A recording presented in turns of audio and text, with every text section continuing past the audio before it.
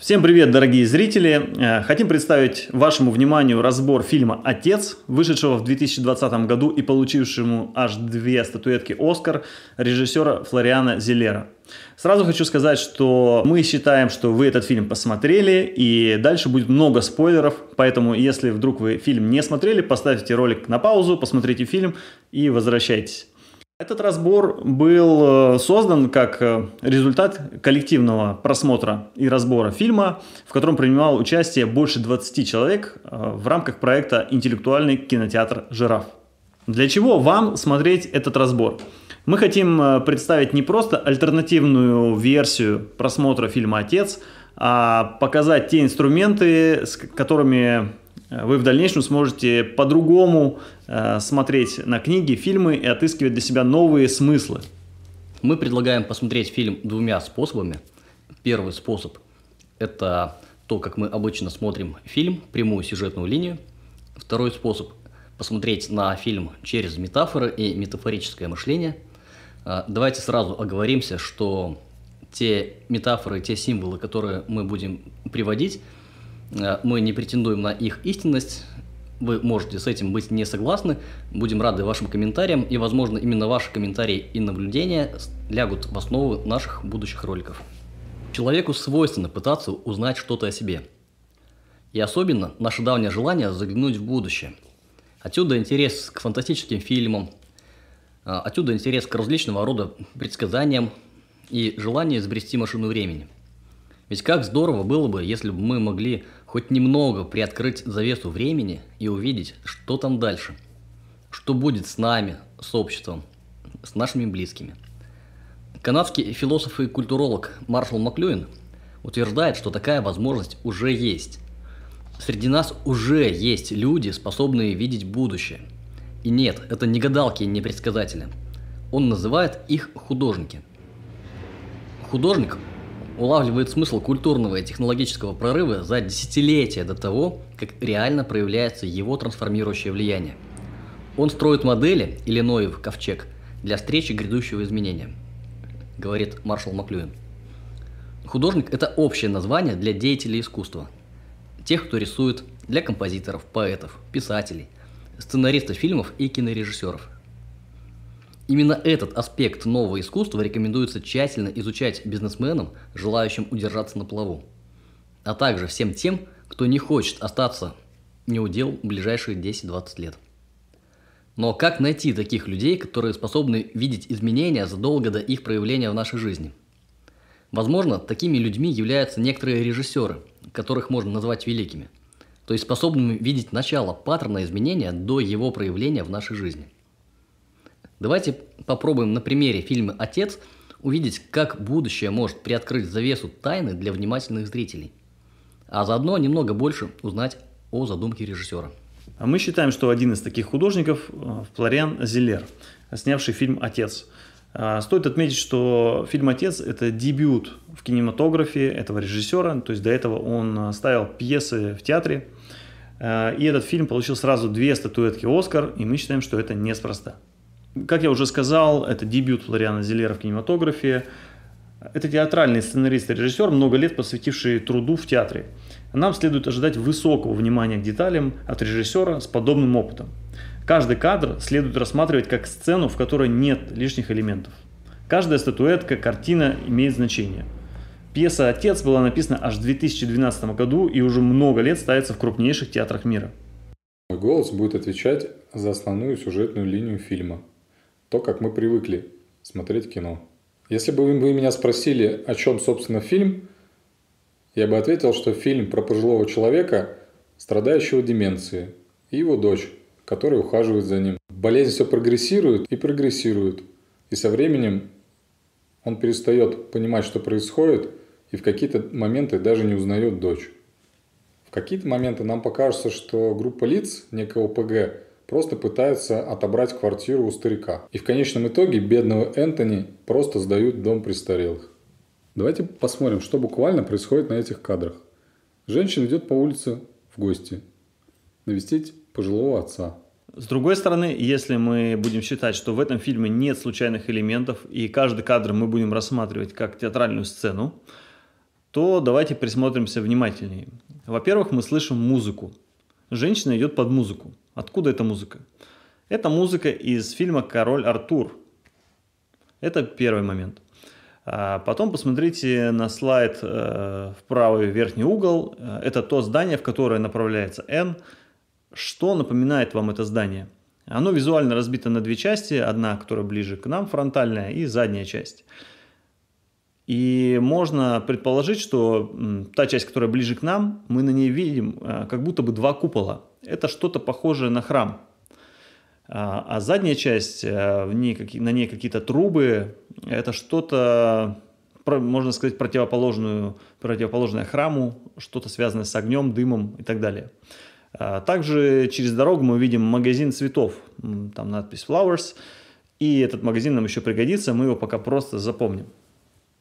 Напомню, что я буду вести прямую сюжетную линию. В данном случае здесь сказать нечего. Женщина заходит в парадную и поднимается в нужную ей квартиру. Однако, если посмотреть на этот кадр внимательно с точки зрения символического измерения, то мы можем уже здесь увидеть некоторые интересные вещи. Первая вещь, которая бросается в глаза, мы видим, что это дом под номером 28. Очень интересный символ. Оказывается, что в Евангелии глава 28 есть только Евангелие от Матфея, и начинается эта глава такими словами. «По прошествии же субботы, на рассвете первого дня недели, пришла Мария Магдалина и другая Мария посмотреть гроб». Очень интересные слова. Далее мы видим, что на этом же кадре виден голубь. Можно предположить, что он случайно попал в кадр, однако мы помним, что Зелер театрал, и, скорее всего, случайности здесь нет. В символическом измерении, в частности в Библии, голубь – это символ Святого Духа. Далее Энн заходит в здание и поднимается по лестнице. На лестнице мы видим красную ковровую дорожку. Чуть позже в фильме мы узнаем, что, оказывается, в здании есть лифт, и поэтому то, что в первый раз она достаточно медленно поднимается с нижнего этажа на верхние этажи, можно тоже усмотреть некий символизм.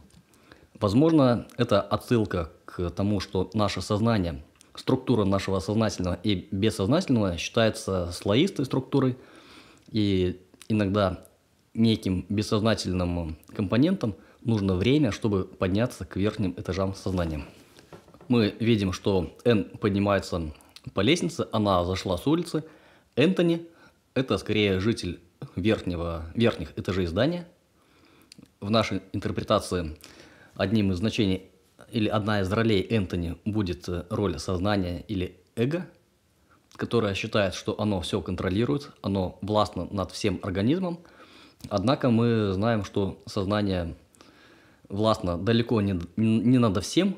Например, ему не подвластны такие процессы нашей жизнедеятельности, как дыхание, сердцебиение, многие другие процессы, и в том числе психика. Энн в этой интерпретации будет являться скорее неким бессознательным компонентом, который пытается прийти к сознанию и как достучаться до него. Мы видим, как Энн уверенно заходит в квартиру, как к себе домой. В одном из помещений находит отца, распахивает окно и начинает его отчитывать. Мы видим, как Энн входит в квартиру, и здесь выводится на экран название фильма. Обратим внимание, что фильм называется не просто «Отец», а на английском артикул the father, тот самый отец. Интересно, что за тот самый отец? Движемся дальше. Видим, что мужчина сидит в полумраке, в наушниках, и оказывается, именно он слушает эту музыку из «Короля Артура», которая играет с самого начала. Энн подходит к окну и впускает в комнату свет. Пока просто пометим, что Энн – это та, которая впускает свет. В дальнейшем обратите внимание на то, кто и когда находится в тени, а кто на свету. Давайте обратим внимание еще на одну вещь. Энтони и Энн – это почти одинаковые имена. Энн – это корень имени Энтони, хотя полное ее имя – Анна. И как сказал мой коллега, Энн начинает отчитывать отца. На что действительно похож их диалог.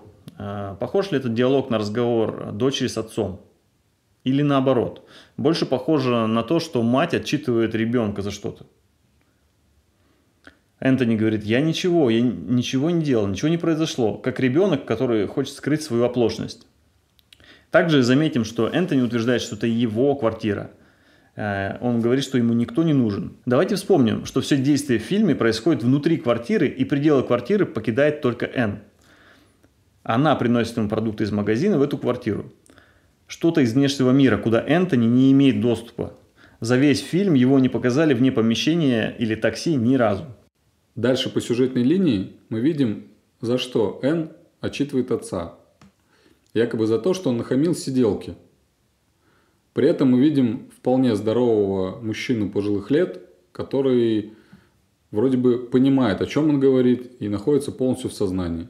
Также Энн говорит, что это уже третья сиделка, которая не подошла Энтони. При том, что мы видим вполне здорового мужчину, и очень непонятно и странно, зачем ему вообще какая-то сиделка. Также Энтони утверждает, что у него пропали часы. Дальше мы видим, что еще какие-то вещи в квартире пропадают.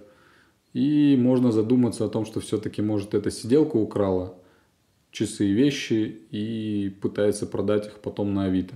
Дальше Энн сообщает, что в ближайшем будущем уезжает в Париж, и одинокого старика это очень расстраивает.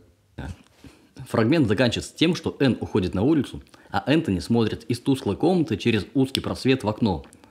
Давайте посмотрим, что он видит. Мы видим на улице солнце, зелень, а также здание с названием «Авалон». Это то самое здание, на котором было написано «Цветы». Flowers. Авалон Flowers. Цветы Авалона. Авалон – это мифический несуществующий остров. Это некий дохристианский прототип рая. Остров бесконечного блаженства. Давайте посмотрим еще один кадр. Мы видим, в интерьере висит картина. Что изображено на этой картине? Похоже, там город, стоящий на облаках. Это и есть Авалон. Это некая подсказка режиссера. Возможно, Зеллер подсказывает нам о том, что нам следует воспринимать все как метафору. А также это некое дублирование знаков, которые нам подсказывают, что большая часть того, что мы видим в кадре, не является случайным. Также это некоторая отсылка к театральным корням Зеллера. Также мы видим надпись на парковке перед метафорой рая. Там написано «Self-Motorcyclist Only». Только для одиночных мотоциклов или водителей. То есть в Авалон можно попасть только одному. О чем разговаривают Энн и Энтони? Энтони не хочет, чтобы с ним сидела сиделка, и повторяет: «Она мне не нужна. Мне никто не нужен». Давайте потихоньку уходить от предметных картинок. Энн хочет привести кого-то к Энтони, а он всеми силами портит отношения с сиделкой по имени Энджел. На что похоже имя Энджел? Это ангел. Режиссер вводит тему часов. Мы помним, что не стоит воспринимать это буквально. Часы – это метафора. Энтони обвиняет кого-то по имени Энджел в том, что она ворует у него часы. А Энн спрашивает: «А может, ты сам их потерял?» И указывает ему на ванную, где находится один из тайников Энтони. Он очень удивлен, откуда она может знать про его тайник. И действительно, откуда? Обратим внимание, что у всех героев есть часы, и они их не особо интересуют. Но Энтони постоянно теряет часы. Сам их прячет, а потом забывает где. И обвиняет в этом всех вокруг. Также мы видим, сколько сейчас времени. 5 часов. Энтони утверждает, что для него это очень важно. Энн уезжает в Париж к мужчине. Но мы помним, что все это метафора. Чем известен Париж? Париж – это город любви. Она уходит к кому-то, кого она очень любит. Про какого же человека говорит Энн? Почему она не говорит, что уезжает к мужчине, а говорит: «Я уезжаю к одному человеку»? Звучит почти как к единственному человеку. При этом ее лицо начинает сиять. На что Энтони произносит: «Крысы бегут с корабля, ты меня бросаешь?» Это детская фраза, подразумевающая направленность. Такую фразу может произнести скорее ребенок. Энн отвечает, что будет часто навещать его по выходным. Она говорит: «Я не могу оставить тебя одного. Это невозможно». Мы видим кадр, в котором Энн сообщает отцу, что она уезжает к одному человеку, который живет в городе любви и которого она очень любит. Мы предполагаем, что она говорит о Боге.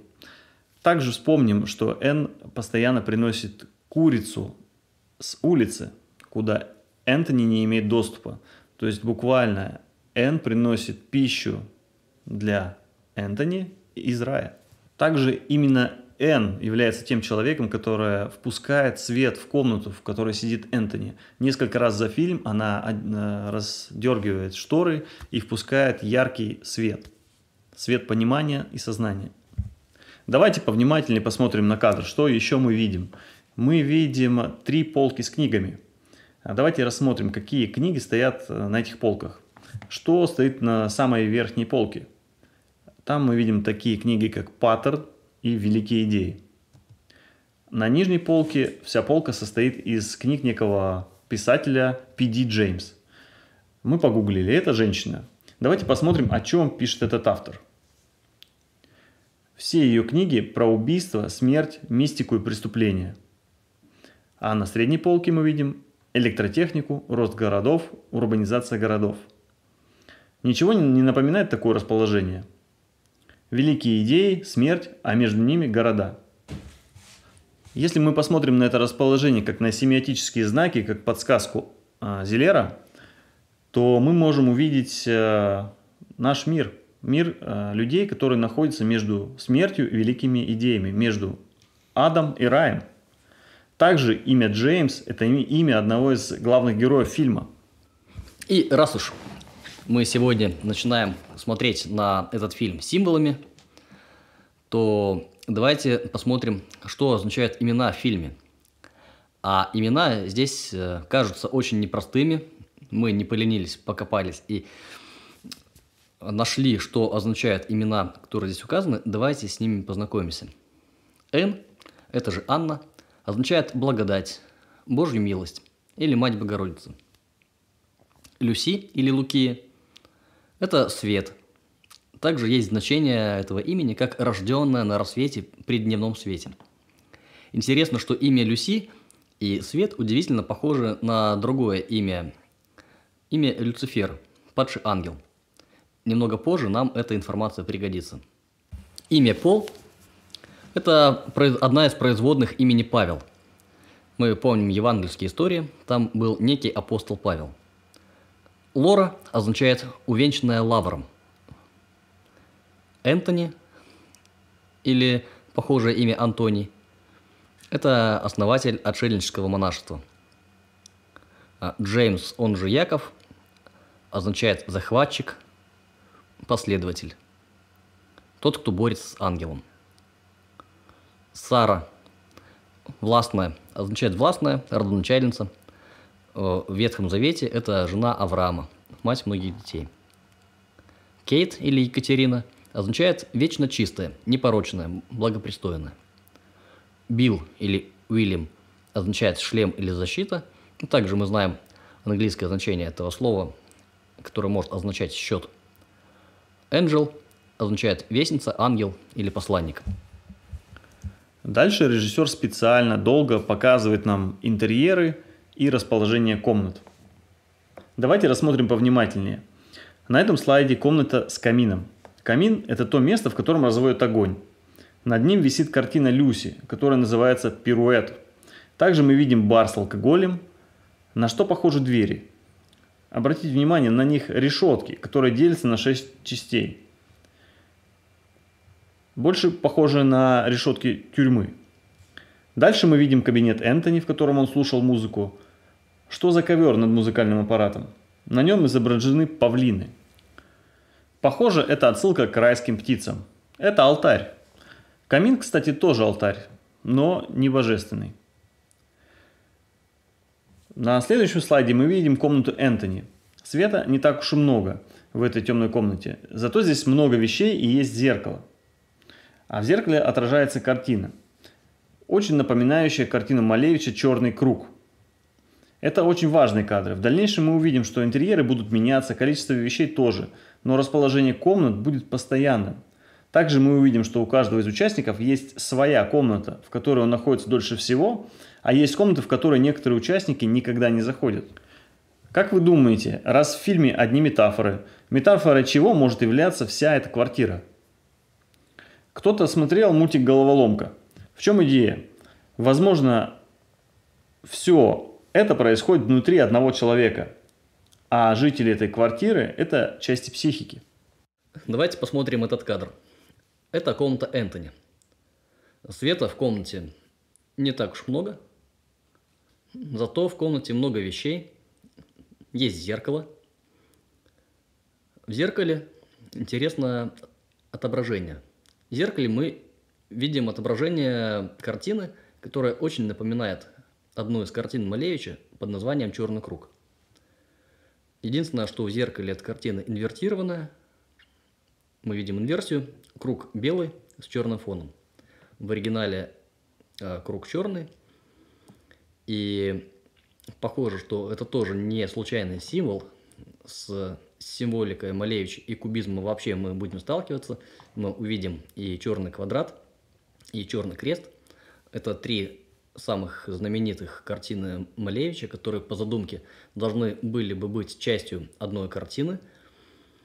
И философия искусства говорит, что черный квадрат и кубизм – это было некое возвещение или продолжение мысли Ницше и направления ницшеанства о том, что Бог мертв. А картина «Черный квадрат» была написана в 1915 году, за 2 года до начала революции, спустя год после начала Первой мировой войны. И действительно могло показаться, что какой-то человечности в этот период было меньше. И «Черный квадрат» являлся олицетворением того, что Бога больше нет. Привычные изображения святых, Бога и икон были закрашены сплошным черным цветом. И вот эту многочисленную символику мы также будем видеть на протяжении картины. В дальнейшем мы увидим, что интерьеры в квартире будут меняться, количество вещей будет тоже меняться, вещей будет становиться меньше и меньше. Однако расположение комнат будет постоянным. Также мы увидим, что у каждого из участников есть своя комната, как будто каждый участник живет или является хозяином определенной комнаты, в которой он находится дольше всего, а есть комнаты, в которые некоторые участники никогда не заходят. Например, мы никогда не видели Джеймса в комнате Энтони. И раз мы говорим о том, что в фильме очень много метафор, можно пофантазировать и подумать, метафорой чего может являться вся эта квартира и ее обитатели. Возможно, кто-то смотрел мультфильм «Головоломка». Там идея в том, что внутри нашей головы живет какое-то количество субличностей или частей. И, возможно, и здесь это происходит внутри одного человека. Возможно, квартира – это метафора нашей многосоставной психики, а жители комнат или владельцы комнат – это вот как раз те самые субличности, которые живут и отвечают за определенный участок нашей психики. По одной из гипотез, многочисленные картины, которые висят в квартире, а вы могли заметить, что квартира скорее напоминает картинную галерею, чем квартиру, картин очень много, похоже, эти картины могут символизировать память. Ведь что такое картина? Картина буквально это некая попытка запечатлеть мгновение, то есть буквально это небольшие кусочки памяти. И с течением фильма картин становится все меньше, и памяти у Энтони также становится все меньше. Дальше нам также показывают здорового мужчину Энтони, который разбирает пакеты с продуктами, ставит себе чайник, слушает приятную музыку оперу из радиоприемника. И поскольку в квартире он один, слыша какой-то шорох или звук, хлопанье дверью, он хватается за вилку с вопросом «Кто там?». Заходя в комнату, видит там совершенно незнакомого мужчину, который представляется как Пол. И Энтони как бы начинает сомневаться. Может быть, это его галлюцинации, а может быть, это мошенники. В сюжетной линии все показывается примерно так. Если мы повнимательнее присмотримся к кадрам в этом эпизоде, то мы можем заметить следующие особенности. Посмотрим на то, какую газету в руках держит этот мужчина, который сидит в кресле. На ней написано «Guardian». Guardian переводится с английского как «страж» или «защитник». Сидит страж или защитник. Также посмотрите, как интересно выстроен кадр, и мы видим, что этот мужчина, которого зовут Пол, сидит в кресле, которое удивительным образом напоминает инвалидное кресло. Вначале у этого Пола в руках даже была не газета, а что-то вроде каких-то документов. Это прямая сюжетная линия, это подсказки режиссера о том, как работает память у Энтони. Энтони в данный момент уже находится в больнице, и у него смешалось время, смешалось прошлое и настоящее. Он видит медбрата, который сидит в кресле инвалидном. Ничего необычного, наверное, нет в том, что медбрат может присесть, отдохнуть или там почитать в инвалидное кресло в поликлинике. Также за эту гипотезу мы видим такие подсказки, как вилку, спрятанную в ванной. То есть обычный человек не прячет вилки в ванной, но если ты находишься в какой-то клинике или доме престарелых, где вилки только на кухне, то, наверное, ты их и будешь прятать под ванну. Вот, это еще один аргумент за то, что Энтони находится в больнице. Также мы видим, чуть дальше мы увидим, что приходит Энн, дочь Энтони, в характерном таком синем платье, в синей кофте, которую обычно надевают там хирурги или медбратья, медсестры. Это прямая сюжетная линия, те подсказки, которые оставил нам режиссер. Если мы посмотрим на это все как на метафору, то мы увидим, во-первых, мы помним, да, что эти комнаты несут значение как часть психики, и в этих комнатах, у каждой комнаты есть что-то вроде своего хозяина. И это комната, в которой стоит алкоголь, в которой находится камин. Вот алкоголь мы видим сзади Пола. Также находится множество черных прямоугольных предметов. Опять же, отсылка к Малевичу, черному квадрату и закрашенному лику Бога, эпохи безбожья. И обратите внимание, что Пол приносит вино в эту комнату. А вино мы все знаем как кровь Христа. Из кухни, то есть вино вроде как тоже алкоголь, но оно находится всегда на кухне. А кухня – это зона Энн, дочь Энтони. И, соответственно, Пол приносит это вино, он приносит кровь Христа, но мы ни разу не видим, чтобы он его пил.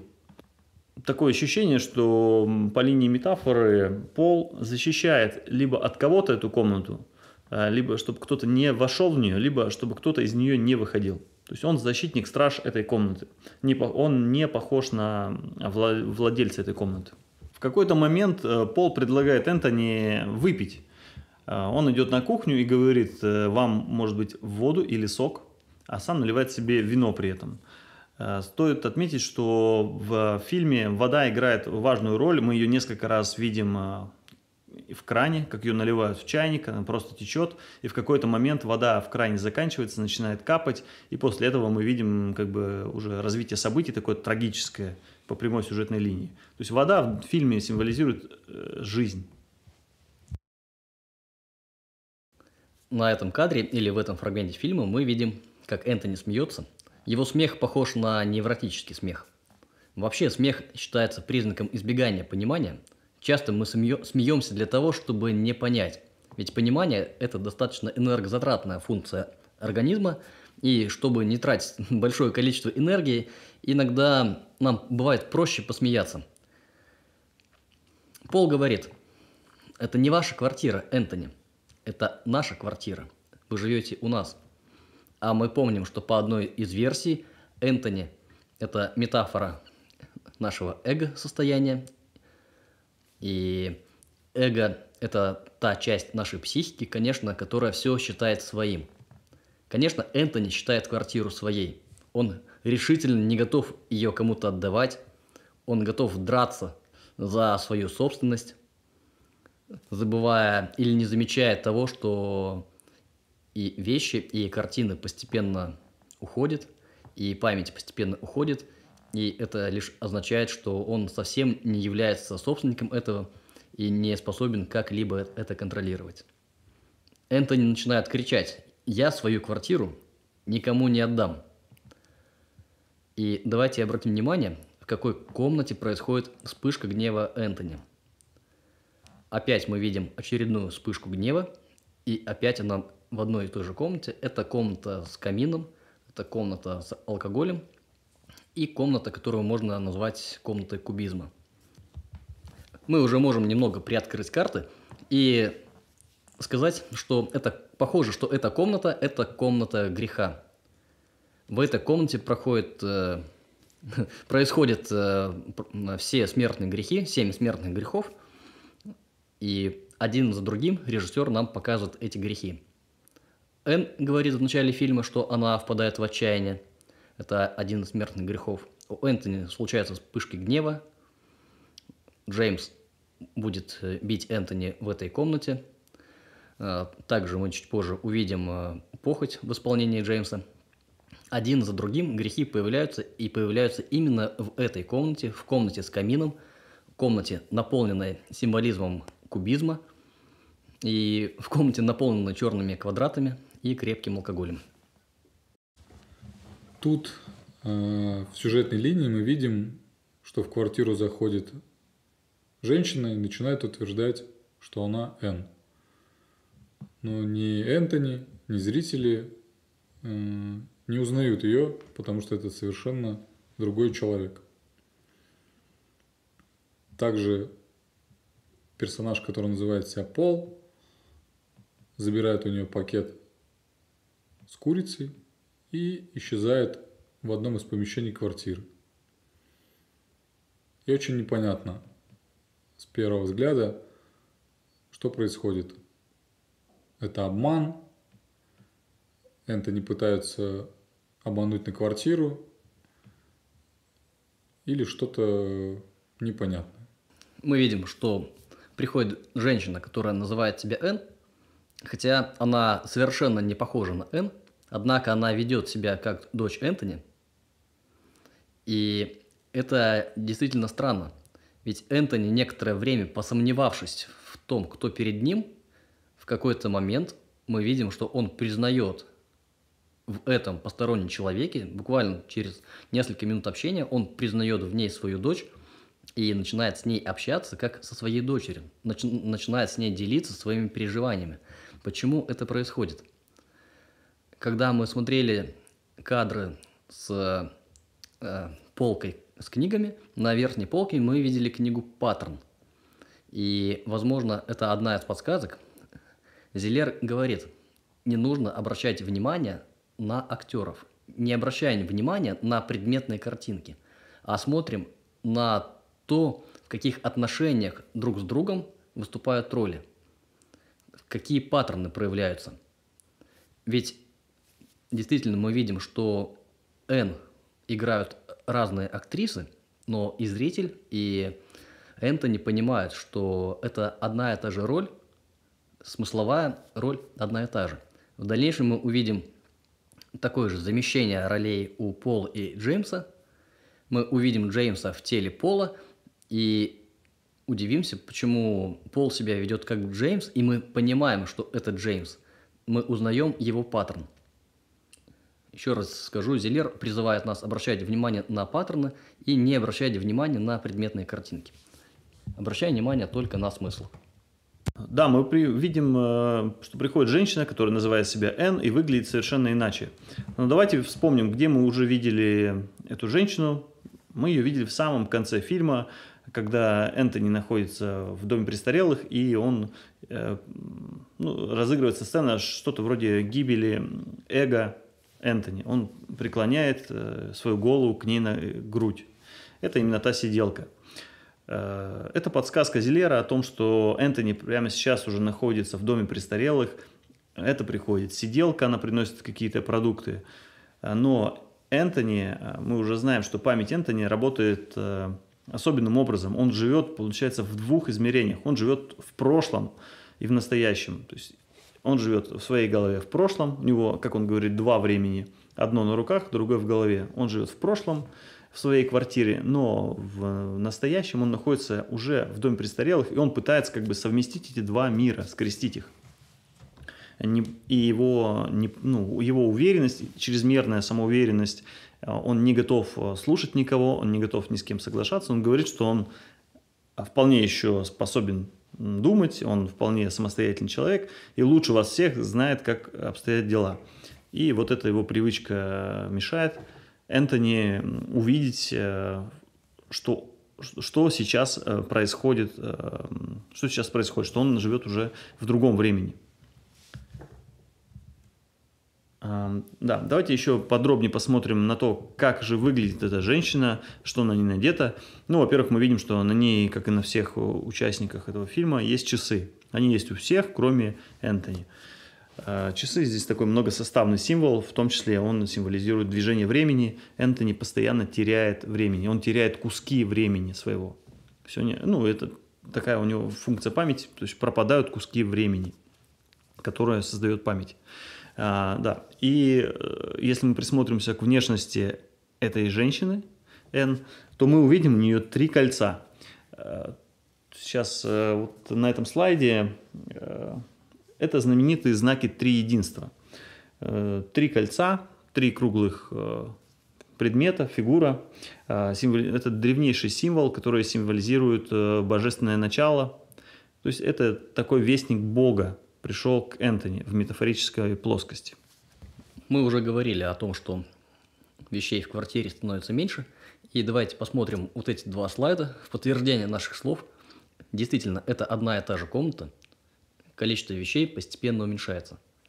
И также мы говорили, что вещи и картины – это символы памяти, они символизируют память Энтони, память, которая постепенно становится меньше, несмотря на все попытки за нее удержаться.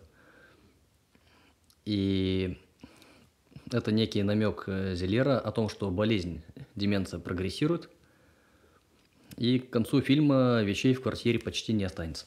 Дальше на слайде мы видим, что Энтони вместе с сиделкой или с Энн сидят у него в комнате. Обратите внимание, как интересно выстроен кадр. Свет падает прямо на них, они сидят прямо напротив окна.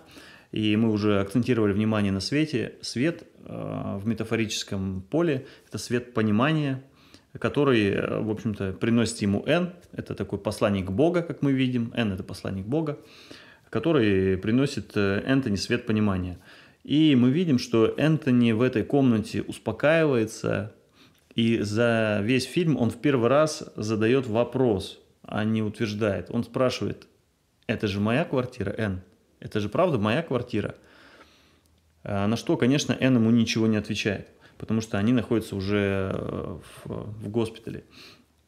И в каком-то смысле Энтони становится лучше, потому что он задает вопросы, он убирает свою чрезмерную уверенность и знания, и тем самым открывает себе дорогу для понимания.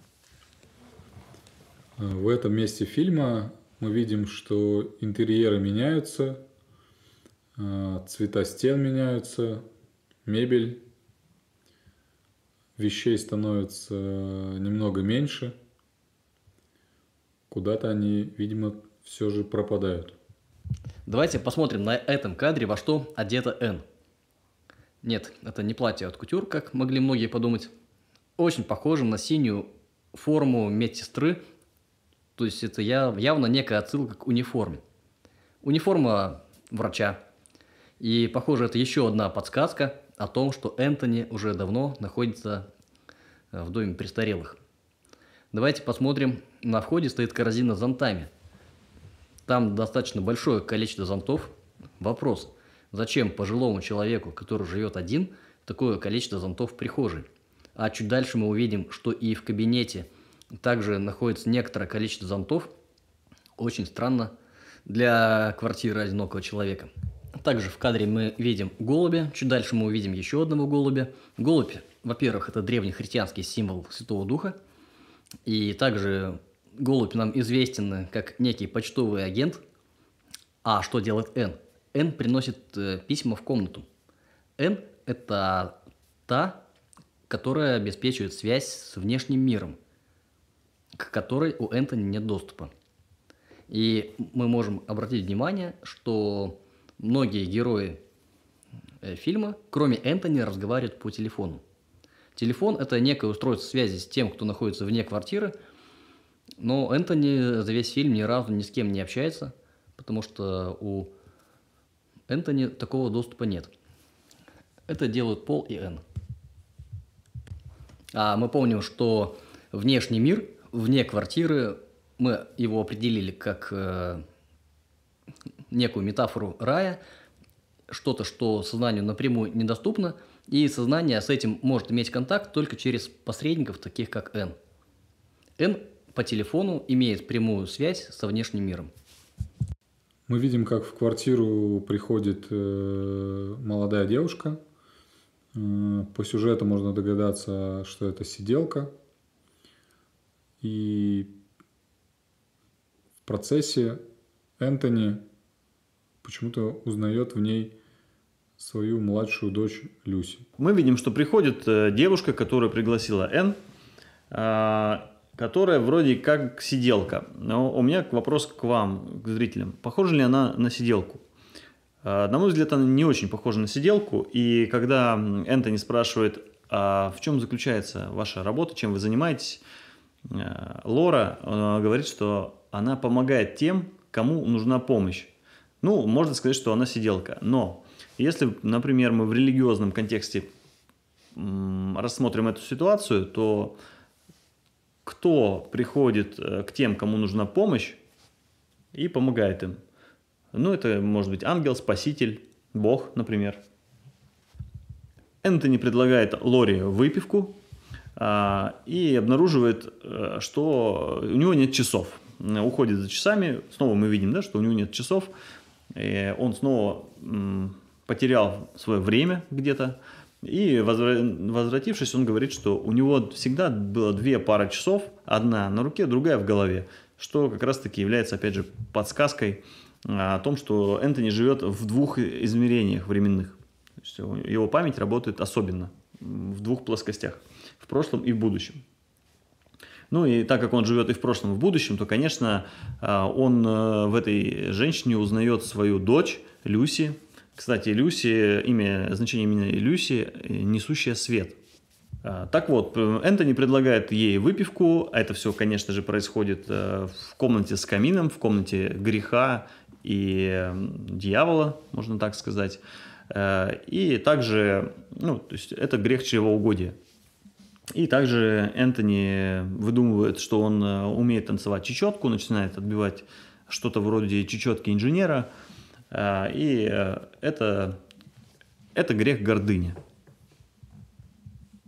Также, если мы внимательно прислушиваемся к тому, что говорит Лора, то она произносит очень любопытные фразы.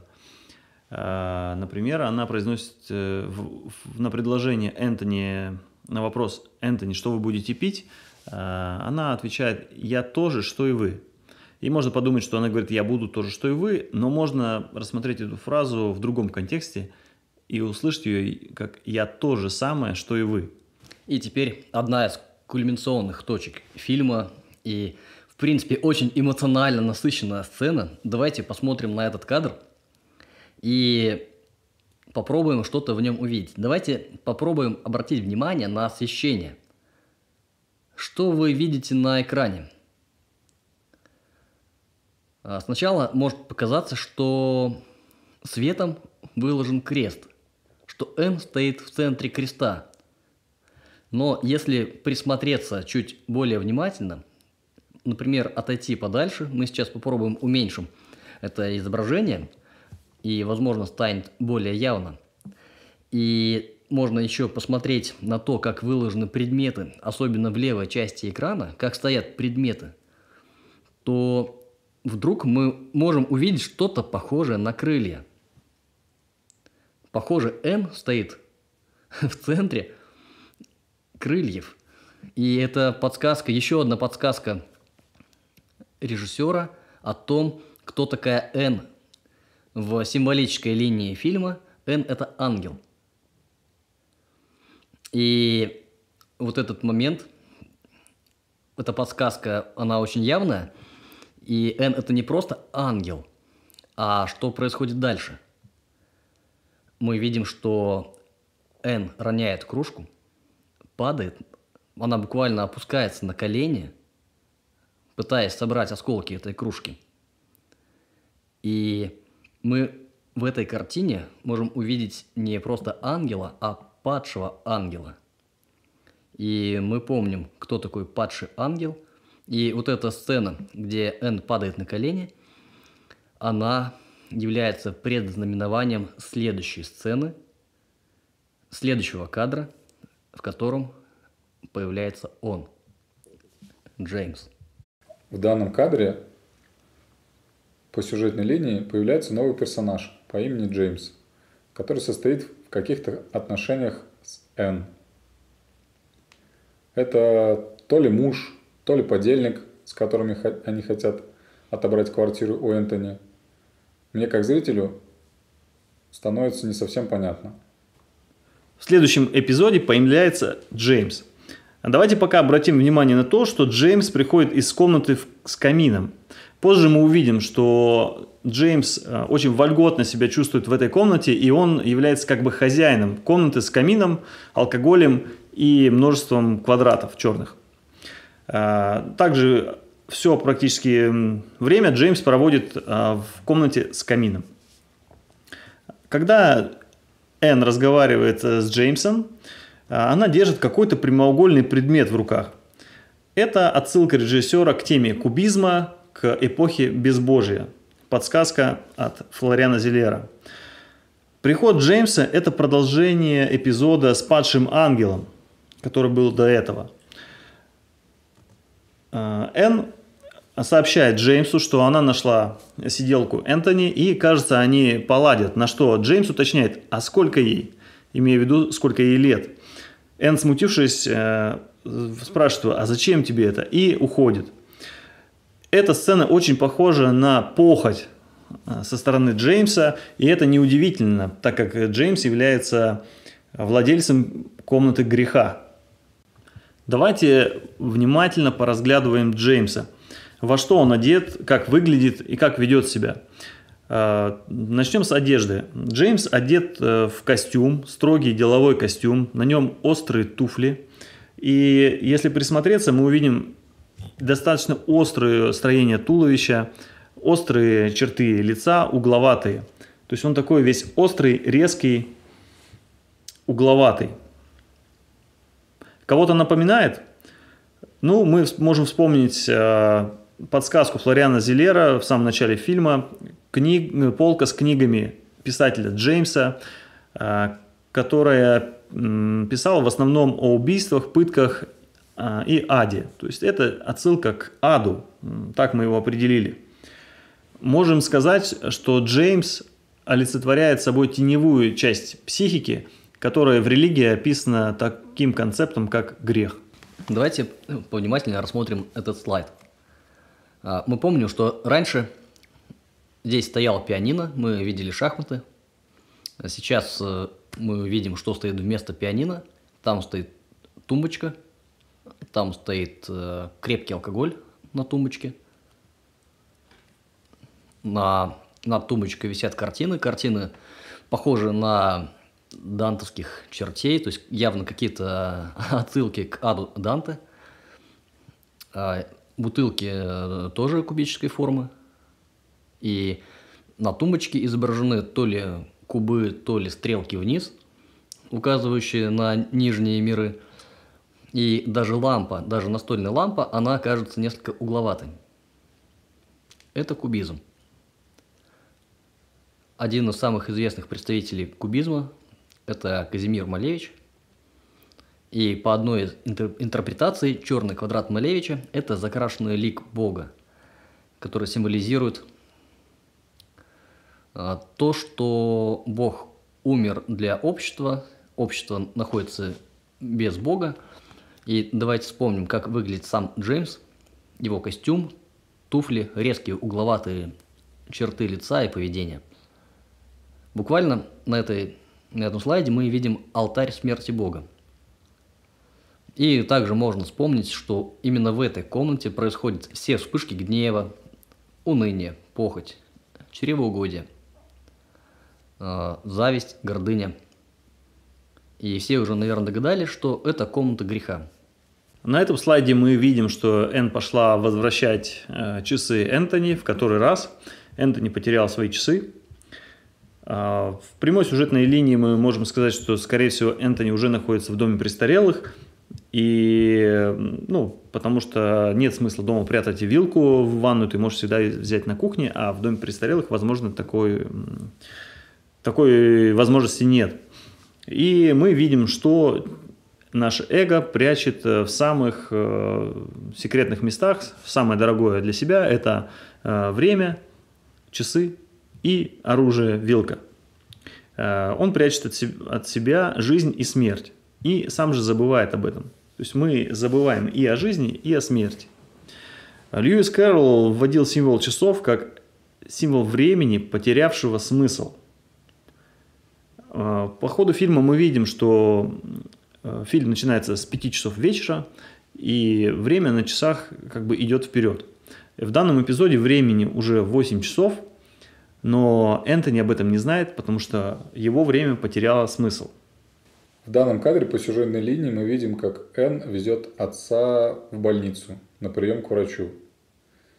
На приеме мы видим, что Энтони вроде бы в сознании и помнит много мелочей из своей жизни, такие как дату рождения, год и даже день недели своего рождения.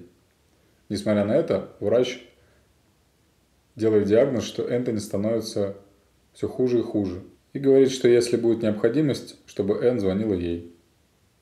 И если в предметной картинке Энтони действительно кажется, что ему становится хуже, то вне предметной картинки мы обращаем внимание, что Энтони впервые делает комплимент Энн, и не похоже, что ему становится хуже. Также обратим внимание, что нам не показывают Энтони вне помещения. Интересный момент. Поликлиника по планировке не отличается от квартиры Энтони. Можно это отметить. Это еще один аргумент в пользу того, что Энтони давно уже находится в доме престарелых, а вовсе не в своей квартире. И также интересный факт. Энтони Хопкинс называет реальную дату своего рождения. 31 декабря, пятница, это реальный день недели, это реальная дата рождения Энтони Хопкинса. И удивительное совпадение. Дата рождения актера и героя совпадает, имя актера и героя совпадает, и такое ощущение, что Зеллер нам дает множественные подсказки о том, как следует трактовать этот фильм. Он говорит, не нужно смотреть этот фильм лишь как фильм. На самом деле этот фильм имеет гораздо больше отношения к реальности, чем мы можем подумать. И стоит этот фильм смотреть именно про себя и про свою жизнь. Дальше мы видим эпизод, в котором Энтони сидит в свете заходящего солнца и слушает арию Бизета. Вдруг у него заедает пластинку, и Энтони быстро начинает ее протирать. Мы видим, что рядом с проигрывателем стоит спирт, салфетка. Видимо, он это делает не в первый раз. Обратим внимание на то, как он начинает дышать после того, как эта музыка продолжилась. Он как будто бы вынырнул из-под воды. Этот эпизод может быть символом цикличности или повторения. В философии цикличность – это определенный символ, который иногда называют дурная повторяемость или ад. Непрожеванный кусок, который бесконечно жуешь и не можешь прожевать. Ситуации, которые повторяются, и из них не извлекается смысл, и поэтому они будут повторяться вечно. В данном эпизоде мы видим, как Энтони случайно слышит разговор на кухне о том, что его хотят поместить в дом престарелых, При этом его приглашают к столу, он садится, дальше уходит на кухню, чтобы забрать курицу, которую унесла Энн, возвращаясь обратно, попадает на тот же самый разговор. В простонародье этот эффект можно назвать дежавю. Не понимая, что происходит, Энтони убегает в свою комнату. Несколько раз мы уже упоминали о том, что Зилер нам дает подсказки, двойные или множественные, чтобы некоторые элементы не казались нам случайными. И вот в предыдущем фрагменте мы видели, как заела пластинка, возникла некая дурная повторяемость, и мы видим, что Энтони уже к ней привык, уже не первый раз он протирает эту пластинку. И вот в этом фрагменте опять мы видим некоторую повторяемость, мы видим, что Энтони уже видит то, что уже видел. Буквально метафора с пластинкой проявляется уже в жизни Энтони. Появляется ад, дурная повторяемость, внутри которой Энтони ничего не может понять. Энтони убегает в комнату, но здесь интересны еще диалоги. Можно обратить внимание, что за столом сидят трое. Во-первых, они все сидят в гостиной. Похоже, что гостиная – это некая общая зона, где все части психики могут собраться за одним столом, что-то начать обсуждать. Странно, что мужчину, которого до этого звали Джеймс, сейчас Энн называет именем Пол. Это окончательно запутывает и зрителя, и запутывает Энтони. И что это может означать? Например, это может быть метафора того, что время догоняет Энтони слоями. Это метафора некого смешения времени. Джеймс, он же Пол, говорит, что Энн устала, что ей нужно солнце.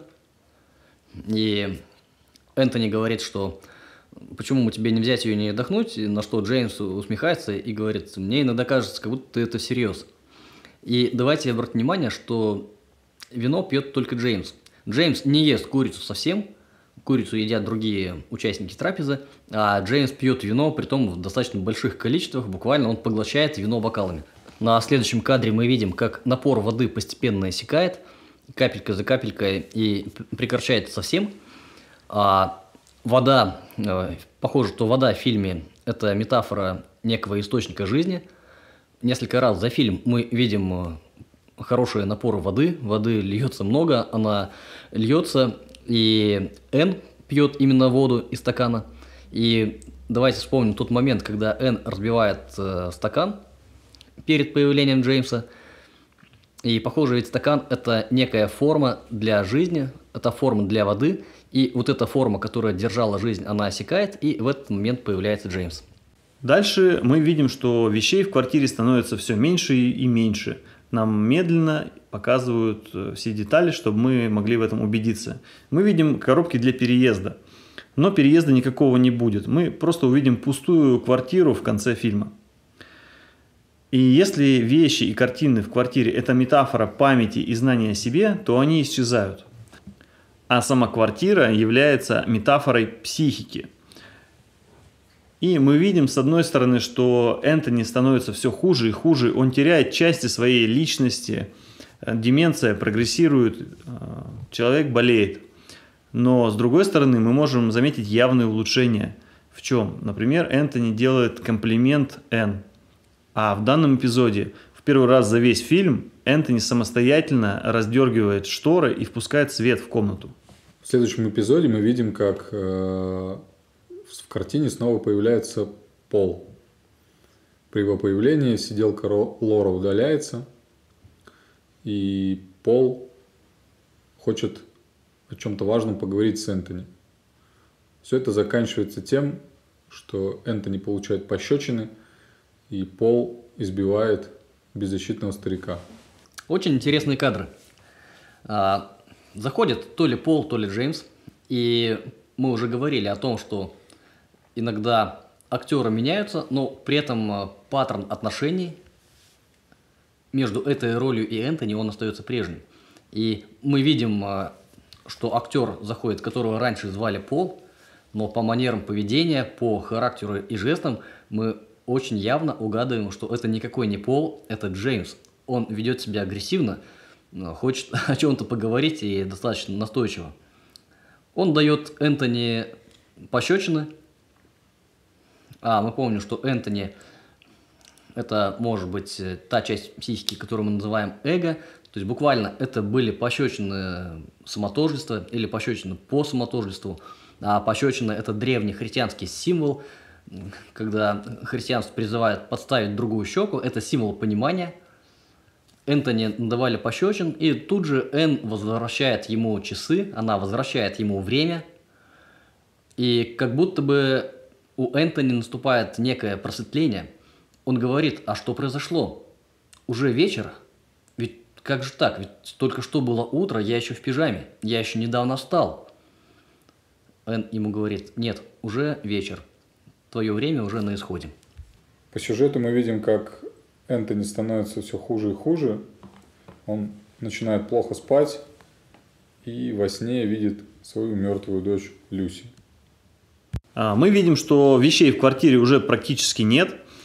Даже костюма у Энтони нет, он ходит в пижаме. И это все после эпизода, когда он наполучал пощечин, и когда он усомнился в своей правоте, и после этого он получил прозрение.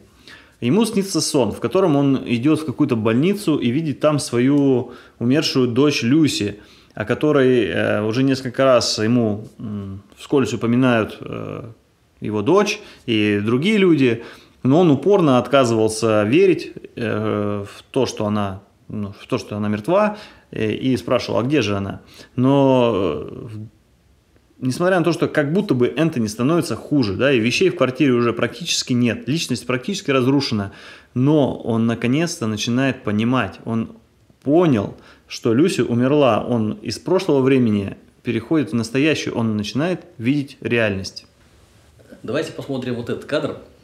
Мы видим, что Энтони сидит в больнице, он уже понимает, что он находится в больнице или в доме престарелых, и как интересно выстроен свет, как интересно выстроено освещение на этом кадре, и такое ощущение, что это тоже не случайно. Как будто мы видим только половину лица Энтони. Как будто его «я» уже почти разрушено, его лицо уже наполовину потеряно. И в следующем кадре, когда Энн уходит из больницы, мы также видим полуразрушенное лицо, какие-то остатки от того, что раньше было человеком. И лицо это стоит в центре площади, а также на фоне мы видим достаточно интересное строение, которое скорее напоминает какую-то тюрьму или, может быть, учебное заведение, достаточно мрачное сооружение, которое не совсем похоже на райские сады, которые впоследствии мы увидим из окна Энтони. Итак, мы подобрались к самому интересному концовка фильма. Здесь режиссер уже раскрывает нам карты, и мы видим поликлинику. Это действительно не квартира Энтони, это казенное помещение, заведение временное. И, как говорит сиделка, что жильцы называют ее гостиницей. Да, и по расположению комнат она в точности совпадает с той квартирой, которая представлялась Энтони своей. И Зилер показывает нам то, что теперь видит Энтони. Энтони теперь уже прозрел, он видит, что находится в поликлинике, и он спрашивает: а давно я здесь? Ему говорят, что уже несколько месяцев.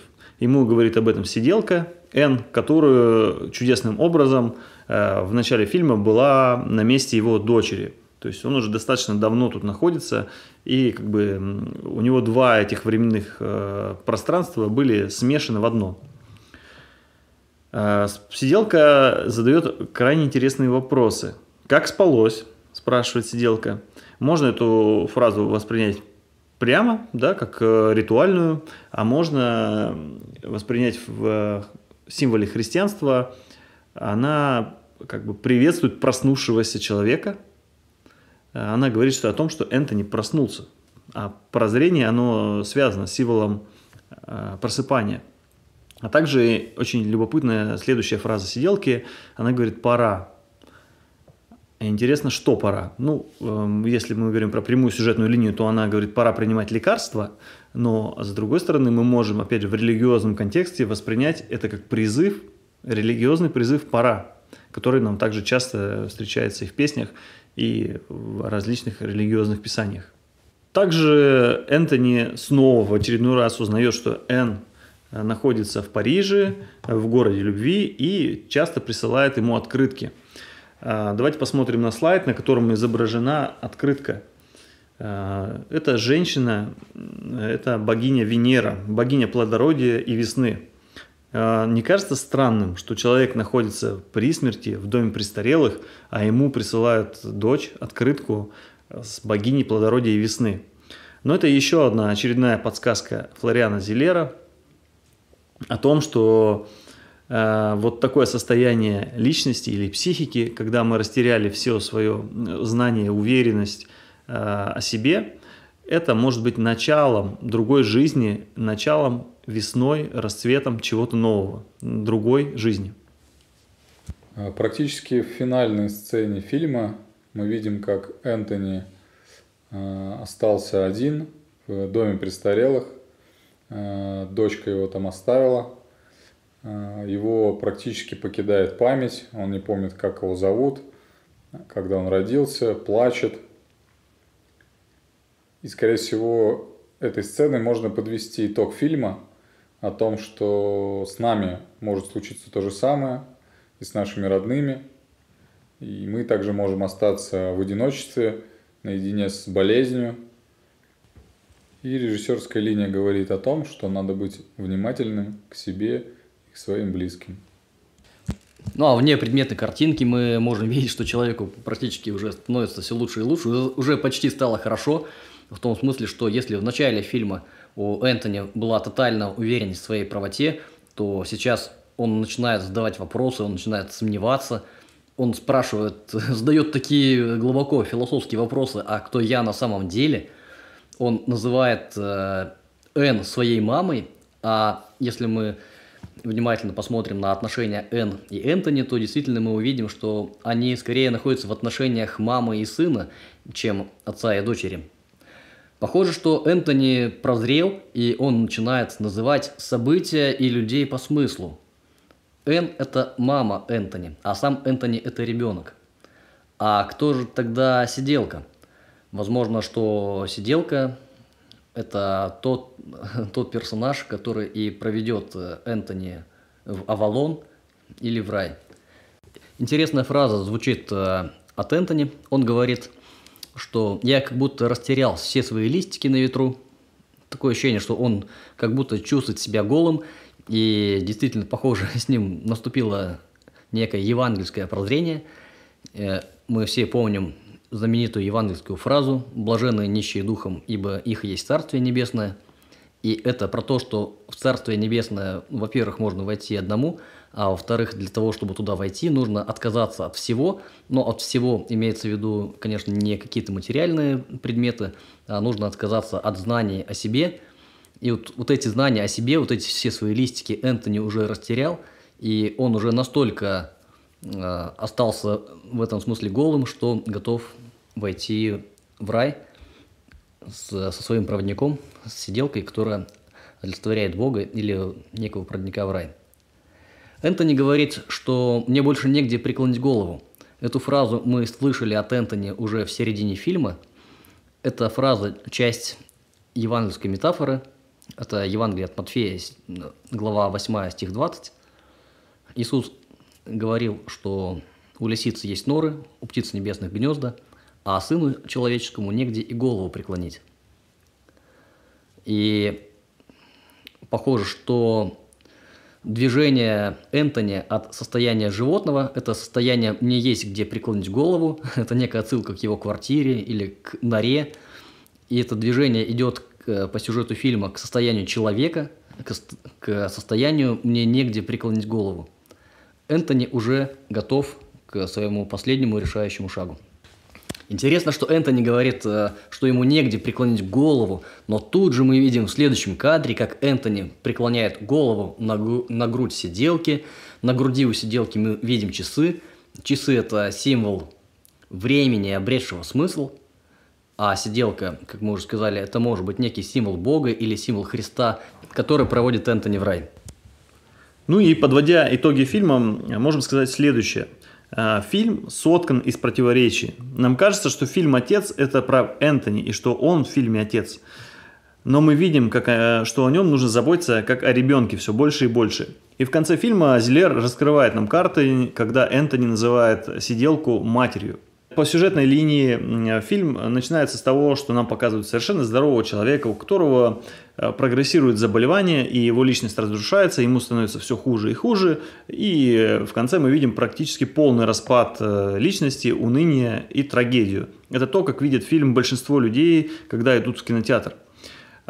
Мы думаем, что по линии Зилера фильм начинается с конца, с того, что мы называем нормальностью. То есть Зилер называет болезнью как раз то, что мы называем нормальностью. Когда мы считаем, что самостоятельный Энтони, которого не смущают противоречия, которые он не может объяснить, например, пропажа часов, путаница имен, провалы в памяти, он утверждает, что он лучше всех все понимает, знает и слышать ничего не готов. То, что мы называем нормальной жизнью, Зилер предлагает рассмотреть как патологию, ад и почти смерть. Как раз то, что не дает нам войти в рай, не дает нам понять. Здоровое или даже, я бы сказал, здоровенное эго.